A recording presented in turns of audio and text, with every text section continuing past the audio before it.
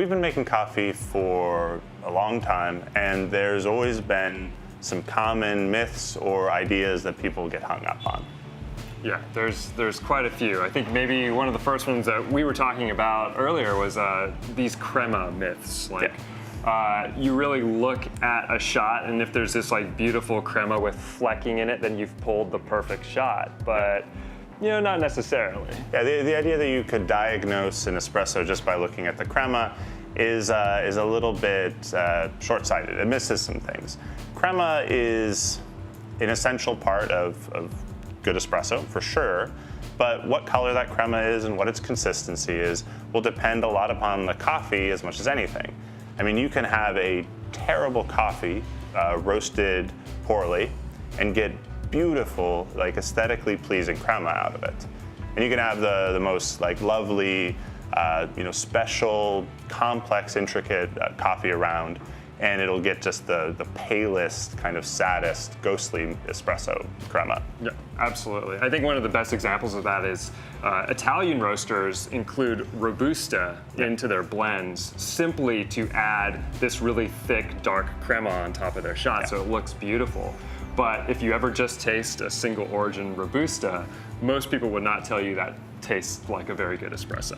Yeah. So there's also people who will talk about there's also the idea that you can choose when to turn off a espresso shot or when to stop an espresso shot based off of crema.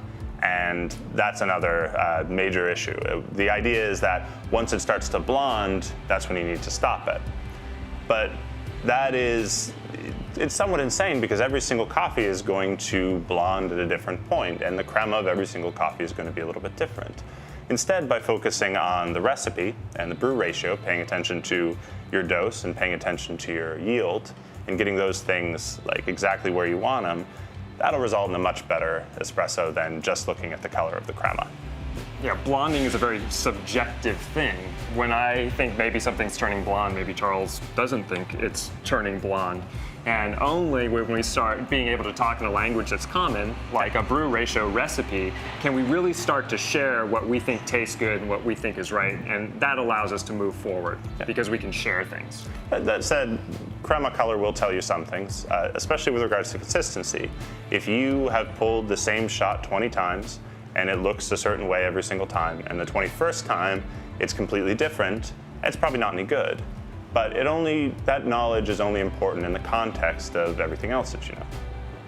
Absolutely. I mean, the major thing that's going to differentiate the color of the crema is the level of roast. Yeah. Because if you think about it, you're going to get a color of espresso that is based on how dark the beans are in the hopper. So, for instance, somebody that's roasting really, really dark, you get this really dark crema on top. But if you're brewing something that's a really light roasted coffee, it's going to come out looking blonde immediately. Yeah.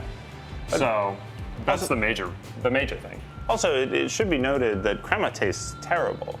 Like, it's one of the least enjoyable parts of drinking coffee, and it's more crema is not necessarily going to mean a tastier shot.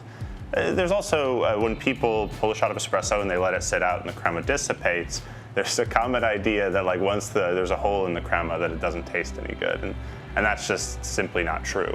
There's things happening to that espresso shot as it sits, but it's not going to be the crema signifying a loss of flavor.